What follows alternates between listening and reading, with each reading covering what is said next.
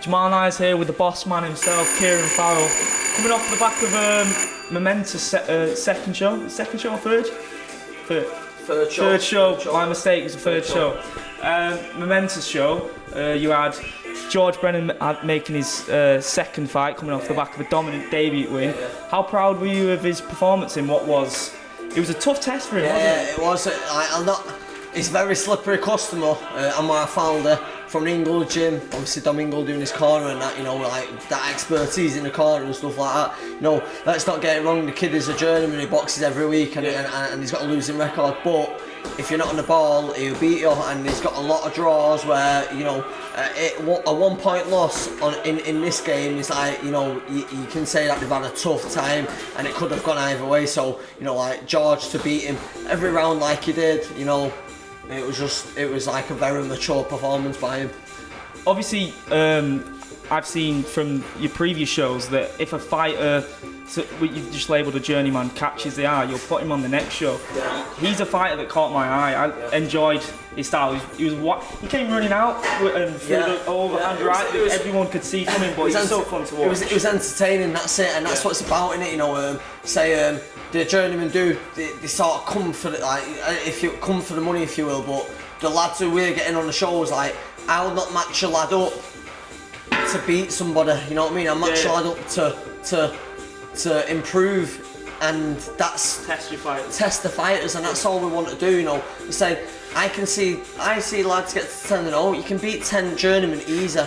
Anyone can do that. You can just turn pro with very little experience in the boxing ring, just doing unlicensed white collar fights, and you can turn pro and you can beat journeymen.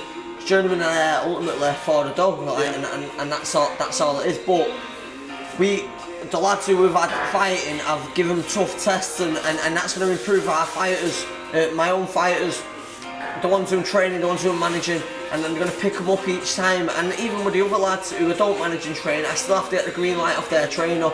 And I can't actually say that there's one really easy fight. There's been the odd one here and there where you've just got whoever's available, because fighters have pulled out last minute and stuff like that, which you have to just deal with as a promoter and a matchmaker and a training manager, whatever like that. And I've got another fight there what I can announce there, because that's just been thumbed up today by Jack Sellers' trainer. Jack Sellers is going to box Chris Jenkinson 6-3s. Listen, Chris Jenkinson's another. It's like I say, Willie Warburton, who we've seen beat Callum Pearson. Yeah. Jack Sellers beat him on the last show, so that was a good test for him, because like I say, at one point he was, I think, ranked 13 in Britain. Now he's going to fight Chris Jenkinson, and it's a tough test, and if you're not on the ball, you're getting beat, and that's one thing about Jack Sellers. He's gonna have to be on the ball, and and Danny Thornton, his manager, knows this, and that's what we're gonna do. And they say he's got a good fight there. That's one good fight of a number of good fights on the next show, and I can't wait, mate. I can't wait. You mentioned William Warburton then. Is he going to be on the next card? Because he's a fighter that I really enjoyed watching as well.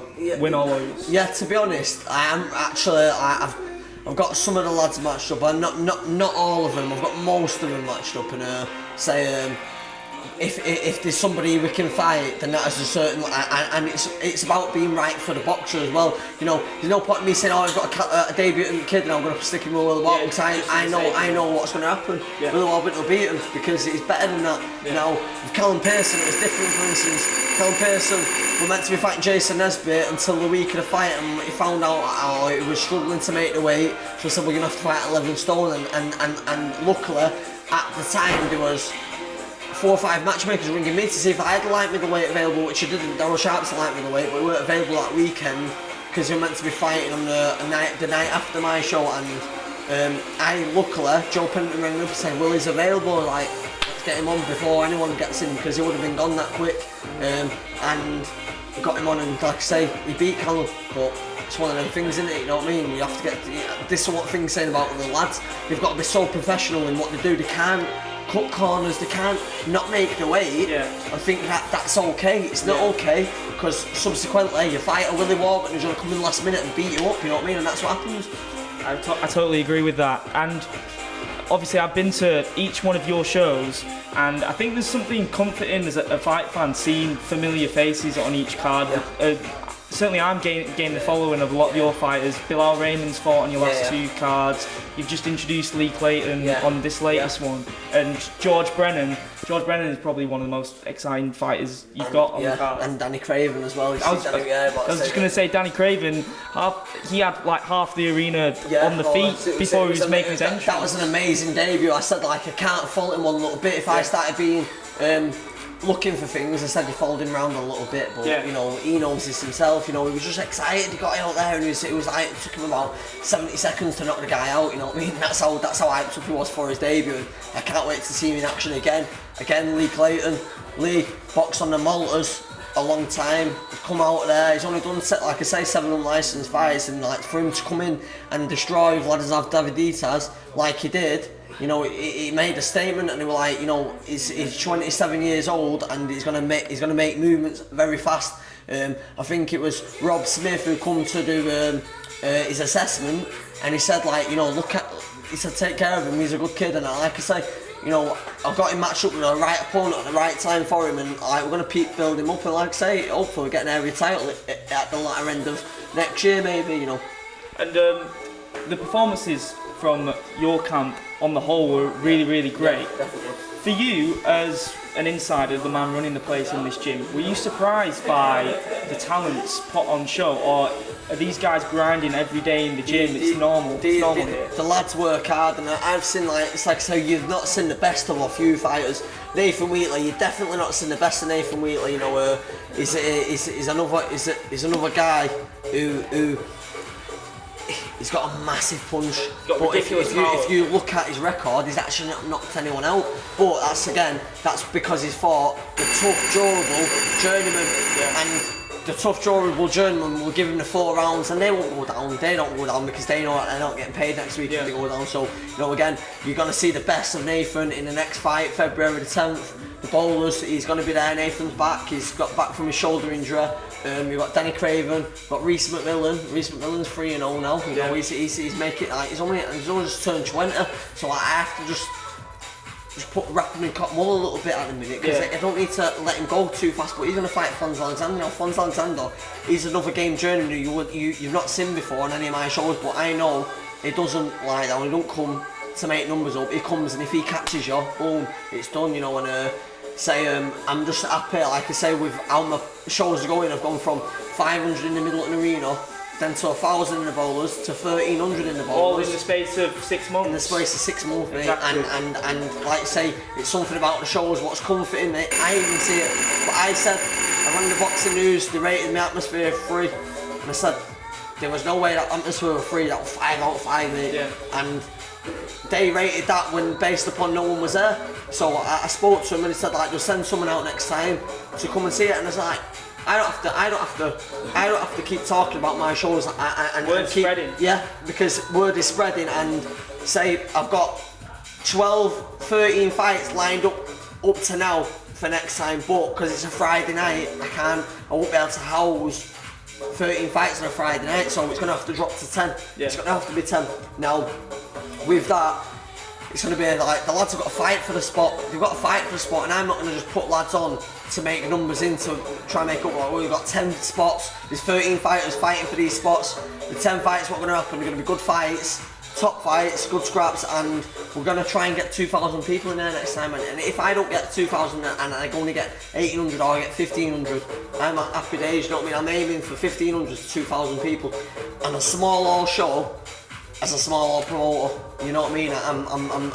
I'm definitely doing different things, and it's entertainment. It's like I say, I don't need to put massive amounts of money. I'm putting an extra bit of cost in, so it's costing me a couple more grand than the budget show.